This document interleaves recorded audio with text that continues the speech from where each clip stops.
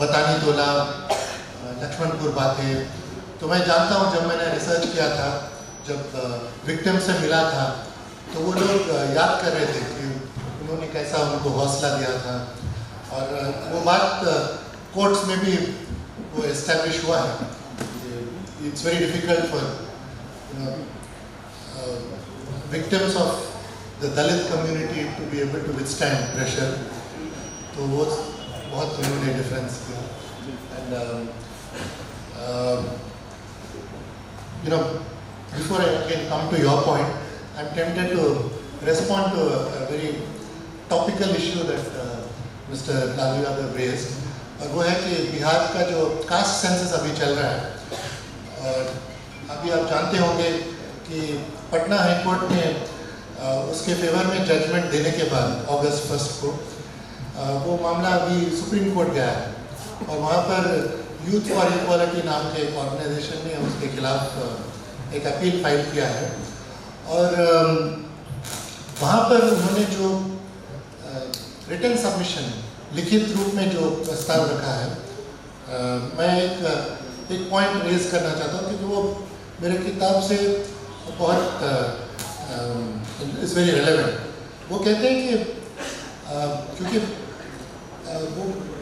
वो सब उनके खिलाफ, इसके खिलाफ इस तरह का कोई एन्यूमरेशन नहीं होना चाहिए कि पता, ताकि उसको पता चले कि जो अफर्मेटिव एक्शन का प्रोग्राम जो चलता है, जो रिजर्वेशंस, मंडल रिजर्वेशंस जो चल रहा है 1990 से, वो किस हद तक कामयाब रहा, उसके क्या अचीवमेंट रहे, उसके क्या फेलिंग्स रहे, ये पता करने के लिए, और उसको कैसा हम इम्प्रूव कर सकते हैं, ये सब पता करने के लिए डेटा जरूर।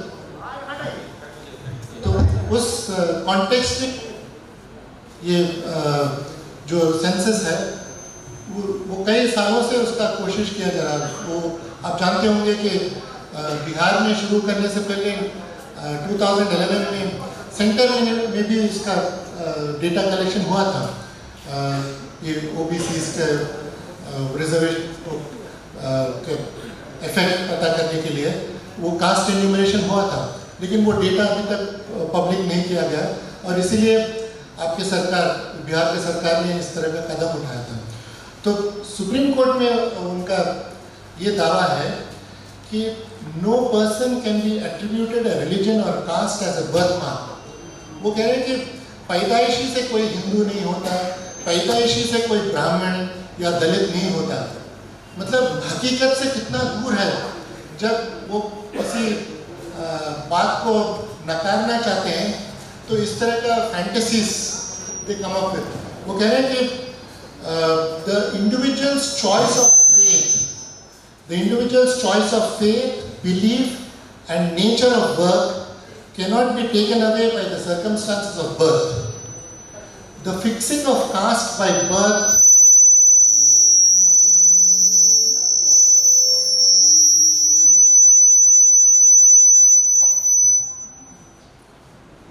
the fixing of caste by birth is perpetuation of jati and is antithetical to varna. इसका तात्पर्य यह है कि वो कह रहे हैं कि जाति और वर्णा में बहुत फर्क है। जाति आजकल जो कहा जाता है कि वो उसमें हो सकता है कि उसमें कोई दोष हो, उसके वजह से लोग सफ़र कर रहे होंगे, लेकिन जो वर्ण है, जो हमारे धर्मशास्त्रों में उसका जिक्र है, उसके खिलाफ आप कुछ कह नहीं सकते, और जाति और वर्ण में बहुत फर्क है, ये उनका मानना है।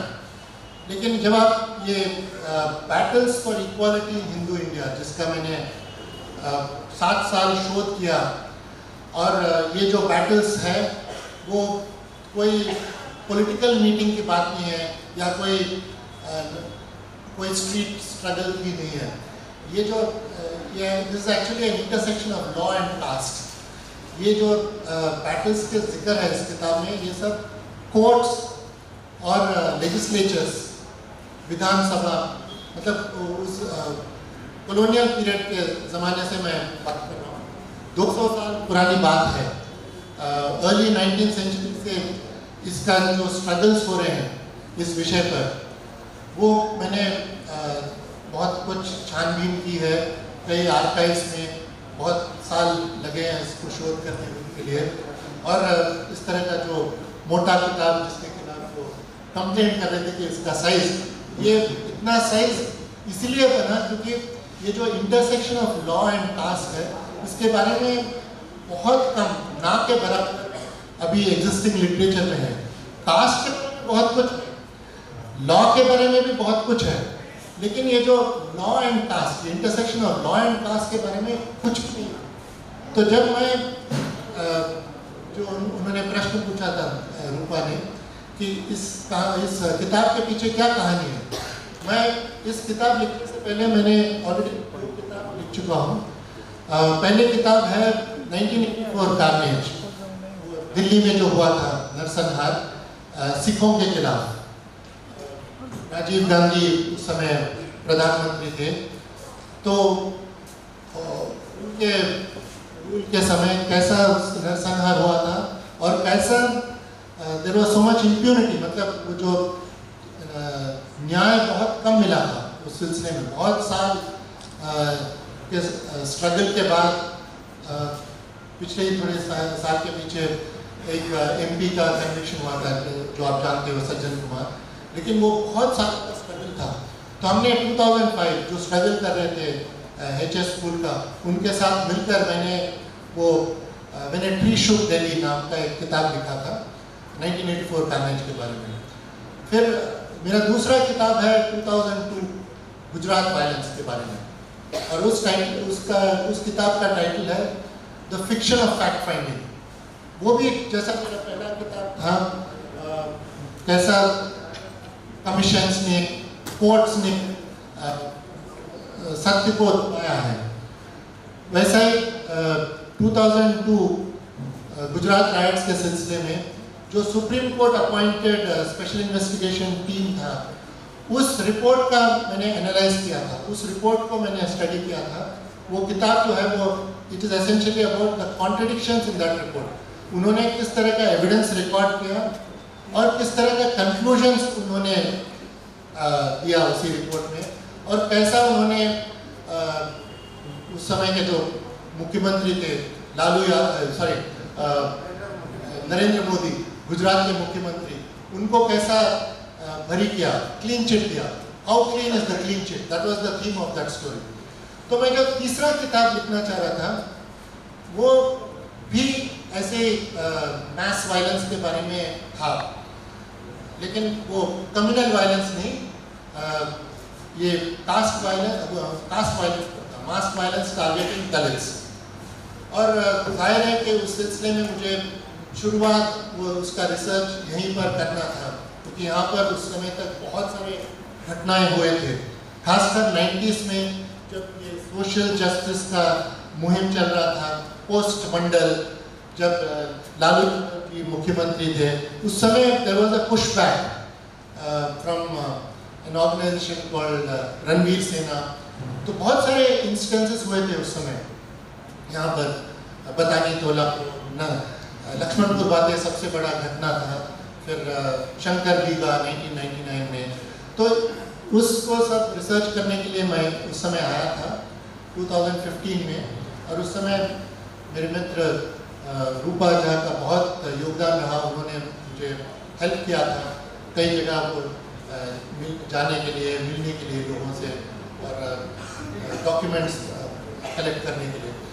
तो जब मैं ये देख रहा था, ये एक पैटर्न उस समय मुझे नज़र आया कि बार बार किसी न किसी आर्म ऑफ द स्टेट, जैसे बतानी तोला लक्ष्मणपुर बातें में ट्रायल कोर्ट ने जस्टिस दिलाया था। इनफैक्ट लक्ष्मणपुर बातें में तो 26 लोगों को उन्होंने कन्विक्ट किया था, उसमें से 16 को मृत्युदंड दिया गया था और 10 को लाइफ सेंटेंस। तो ये इतने बड़े नंबर और किसी केस में नहीं था मृत्युदंड, डेथ पेनल्टी। इवन गोधरा में उतने डेथ पेनल्टी नहीं हुआ था। इसके बावजूद जब वही केस हाईकोर्ट गया था, पटना हाईकोर्ट, वो सारे कन्विक्टेड लोगों को एक्विट किया गया, सभी को बरी किया गया था। तो ये इस तरह का कैसा चमत्कार हुआ, और वो इस तरह की बात ये केवल ये केस में नहीं, बार बार कई केसेस में ऐसा हुआ था। तो कभी ट्रायल, और बाद में जब शंकर जी का केस था उसमें तो ट्रायल कोर्ट ने ही सभी को एक्विट किया था, जबकि एक के बाद एक जो विटनेसेस आए थे, लगातार 50 विटनेसेस एक के बाद एक फास्ट ट्रैक कोर्ट जहानाबाद में हुआ था उसका ट्रायल, वो आए थे और सभी हॉस्टाइल टर्न हो रहे थे, मतलब सभी मुकर गए थे, फिर भी किसी को मतलब कोर्ट ने या प्रोसिक्यूशन ने, और उस तरह उस समय जो मुख्यमंत्री थे वो भी एक दलित थे, मांझी, उन्होंने भी, उनके सरकार ने भी कुछ किया नहीं उस तरह का जो फार्स हो रहा था उस फास्ट ट्रैक कोर्ट में जहानाबाद में, और उसका नतीजा क्या निकला, वो एक्विट हो गए। मतलब ये पता नहीं तो लक्ष्मणपुर बातें में तो हाई कोर्ट में एक्विट हुए, यहाँ तो ट्रायल कोर्ट में ही एक्विट हो गए, जब सभी देख सकते थे कि इतना ग्रॉस इंटरफेरेंस था, इंटिमिडेशन ऑफ विटनेसेस, जो लोग अफेक्ट हुए थे, शंकर बीघा से जो दलित मारे गए, उनके परिवार के सदस्य जो आए थे कोर्ट में आए थे, तो वो सब मुकर गए थे, वो कह रहे थे हमको कुछ पता नहीं, हमने कुछ देखा नहीं। उससे आप अंदाज़ा लगा सकते हैं कि कितना इंटिमिडेशन था, जब उनको कोई सपोर्ट नहीं होता तो वो इलाका ऐसा था, वहाँ पर ये माले वाले भी उनको उनके साथ नहीं थे, वो थोड़ा उनके एरिया ऑफ इन्फ्लुएंस से दूर था, तो इस तरह का इनजस्टिस जो हुआ था। तो मैं जानना चाह रहा था कि क्यों इतने साल के बाद भी, जब हमारे पास इतना बड़ा कॉन्स्टिट्यूशन है, उसमें इतने बड़े बड़े वैल्यूज़ लिखे गए हैं, लिबर्टी, इक्वालिटी, फ्रेटर्निटी, हम सब इसको मानते हैं, इसके बावजूद क्यों इस तरह का brazen indifference, subversion of justice कैसा हो रहा है? Why is there so much of institutional bias, जिसको अंग्रेजी में कहा जाता है स्ट्रक्चरल बायस जो है। तो उसको समझने के लिए मैं पुराने जो डिबेट्स हुए हैं, बिगिनिंग विद कॉन्स्टिट्यूएंट असेंबली में जो एबॉलिशन ऑफ अनटचेबिलिटी आर्टिकल 17, तो उस पर जो बहुत बहस हुआ था उस समय, तो मैंने बहुत रिसर्च किया जी। आप सारी बातें अभी बता देंगे तो कोई किताब नहीं पढ़ेगा। नहीं, क्योंकि किताब इतना मोटा है, बिल्कुल, बातें बहुत सारी बातें हैं। So to just sum it up, so I ended up, एक के बाद एक इतना सारा मटेरियल निकला, ये जो डिबेट्स हुए हैं लेजिस्लेचर्स में, कोर्ट्स में, ये लीगल बातें हैं, डिफरेंट एस्पेक्ट्स ऑफ कास्ट, केवल दलितों के बारे में ही नहीं, ऐसे इश्यूज हैं जो which affects Hindus across the board, जैसे इंटरकास्ट मैरिज है, वो तो इंटरकास्ट मैरिज सिर्फ लोअर कास्ट में नहीं होता, तो अपर कास्ट भी उससे बहुत अफेक्ट हुए हैं, और ये उठाया गया था ये इशू 1918 में, 1915 में वापस आए थे साउथ अफ्रीका से। तो उस समय वो जो अपने पर्सनल लाइफ में जो उन्होंने जो कंडक्ट डिस्प्ले किया, वो बहुत ही प्रोग्रेसिव था। उन्होंने जो आश्रम बनाया, उसमें किसी भी तरह का कास्टिज्म उन्होंने डिस्प्ले नहीं किया था। हालांकि वो बहुत रेवोल्यूशनरी स्टेप्स उन्होंने लिया था कि जो भी आश्रम में रहते वो सभी वो जो मोस्ट मीनियल वर्क, जो क्लीन करना, टॉयलेट्स क्लीन करना, सभी को करना होगा। उनके वाइफ को भी उन्होंने एग्जाम नहीं किया, सभी को करना पड़ा। और उन्होंने एक दलित गर्ल को अडॉप्ट भी किया था, उन्होंने अपने लक्ष्मी उनके नाम की। तो in his personal life he was very progressive, लेकिन as a mass political leader who had this compulsion of carrying the rest of society with him, तो उन्होंने एक बहुत बड़ा डाइकोटमी डिस्प्ले किया था। उनके पब्लिक पोजीशंस में वो बहुत ही रेट्रोग्रेड थे। जैसे मनोज झा जी ने अभी बताया था, विठल भाई पटेल, वो 1918 में उन्होंने जब वो इसलिए वो एक अनसंग हीरो थे क्योंकि उन्होंने पहली दफ़ा एक इंटरकास्ट मैरिज बिल उन्होंने लिया है ताकि इंटरकास्ट मैरिज लीगलाइज हो और उनके जो बच्चे होते हैं वो इलेजिटिमेट ना माना जाए। तो इस तरह का जो उन्होंने बिल इंट्रोड्यूस किया, उसको उस ज़माने के जो नेता थे कांग्रेस में, बड़े राइट विंग लीडर्स थे, क्योंकि कांग्रेस एक बिग टेंट था, तरह तरह के ओपिनियंस उसमें थे। तो मदन मोहन मालवीय और सुरेंद्रनाथ बनर्जी जो कई बार कांग्रेस के प्रेसिडेंट बने थे, तो उन लोगों ने उसको अपोज किया। उन्होंने कहा कि इंटरकास्ट मैरिज का जो प्रस्ताव है वो हमारे हिंदुइज्म के खिलाफ है, उसको उन्होंने रिजेक्ट किया। और जब वो हाउस में इस तरह का इंपीरियल लेजिस्लेटिव काउंसिल ने उनको इस बिल को रिजेक्ट किया, आप विश्वास नहीं करेंगे, गांधी ने उनको समर्थन किया। उन्होंने कहा जो वो कह रहे हैं वो सही है, और उन्होंने विठल भाई पटेल के खिलाफ स्टेटमेंट दिया, ये कहते हुए कि इस तरह का बिल ले आने से हमारे सोसाइटी में डिवीजन आ जाएगा, तनाव हो जाएगा। तो उस तरह का उन्होंने ओपिनियन दिया था। और बाद में जब कई मेंबर्स आ चुके थे लेजिस्लेचर्स में और कई प्रस्ताव ले आए थे, तो वो बहुत ही वर्ना सिस्टम के वो बड़े वोटरी बन चुके थे, तो वो टेम्पल एंट्री जैसे इश्यूज को फेवर में नहीं थे। और बहुत बाद में जब पूना पैक्ट हुआ था, जिसके वजह से दलितों को अपना जो हार्ड फॉट राइट और सेपरेट इलेक्टोरेट उनको गिव अप करना पड़ा, वो उसमें अंबेडकर जी भी शामिल थे। तो जब वो उस तरह का जेस्चर उन्होंने दलितों ने किया था, तो उनको उस समय लगा कि हमको कोई रेसिप्रोकल जेस्चर करना होगा। तो उस संदर्भ में पहली बार टेम्पल एंट्री को कंसिडर करने के लिए वो तैयार हुए थे। और उस समय भी वो बहुत ही इंक्रीमेंटल शेप में, जब तक वो 1929 में अंबेडकर ने एक बिल फॉर्म किया, एक ड्राफ्ट किया था, जिसमें उन्होंने एक राइट्स बेस्ड अप्रोच, इसका मतलब है कि सभी हिंदुओं को इरेस्पेक्टिव ऑफ कास्ट टेम्पल में एंट्री होना चाहिए, इस तरह का उन्होंने राइट का प्रस्ताव किया था। और गांधी पूना पैक्ट के बाद 1933 में क्या पोजीशन लिया था, उन्होंने कहा नहीं, जिस मंदिर में लोकल डिवोटीज विलिंग है तो हम एक रेफरेंडम कंडक्ट करेंगे, और अगर उसके फेवर में है केवल उस मंदिर में हम एंट्री अलाउ करेंगे, ऐसा नहीं कि सारे मंदिर में अलाउ होगा। तो बहुत ही इंक्रीमेंटल अप्रोच उन्होंने लिया था।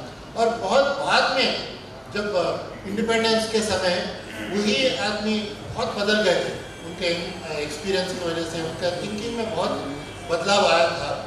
और on the issue of communalism he was probably at his best, and on the issue of caste also he was at his best towards the end of his life. तो उस समय तो वो इतने रेडिकल हो गए थे कि उन्होंने कहा कि मैं केवल ऐसे ही शादी में जाऊंगा जो प्रतिलोम का शादी है, मतलब एक ऊंची जाति के ब्राइड है और एक नीचे जाति के ब्राइड ग्रूम है, मतलब एक दलित ब्राइड एंड ब्राह्मण bride and a Dalit bride groom. तो वैसे शादी में ही मैं जाऊंगा। मतलब इस 1947-46 के जो गांधी थे और 1920s के जो गांधी थे, उसमें बहुत डिफरेंस है, बहुत कंट्रास्ट है। उससे आप अंदाजा लगेगा कि कितना इवॉल्व है।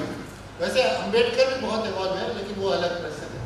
बहुत इंटरेस्टिंग ये है कि ये इवॉल्व हुए और हमारे कई सारे राजनेता इवोल्यूशन को कंसिडर नहीं करते हैं, इवॉल्व नहीं होते हैं, वो जहाँ हैं वहीं रहते हैं। इतनी सारी बातें, लेकिन हमको लगता है कि समय कम है और इससे पहले कि लोगों की फ्लाइट का टाइम हो जाए, जाना पड़े, can you please open the house for the question.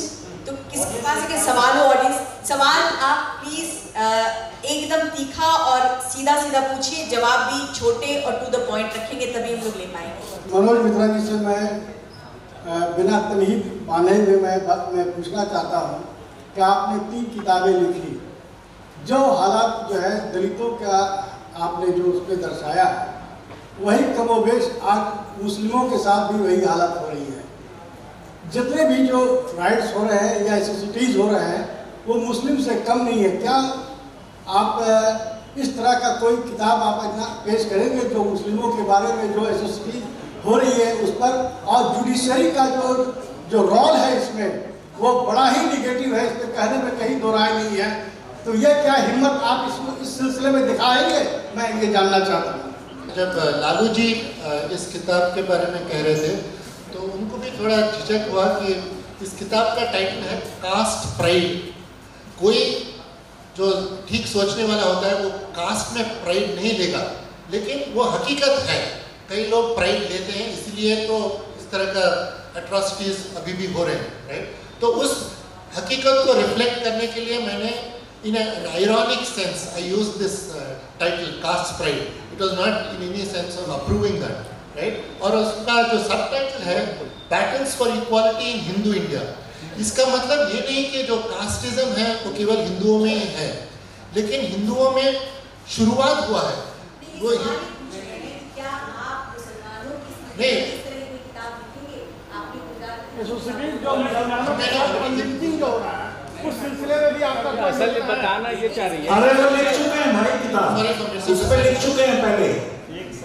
Gujarat का जो किताब है वो मुसलमान के बारे में ही है, तो है, right. This is a very not partition approach. जो ह्यूमन राइट्स का सिलसिला है, तो एक किताब था कांग्रेस के खिलाफ, वो 1984 2002 का किताब था गुजरात बीजेपी के खिलाफ। ऐसे लोगों को अमेरिका में कहा जाता है इक्वल अपॉर्चुनिटीज ऑफेंडर।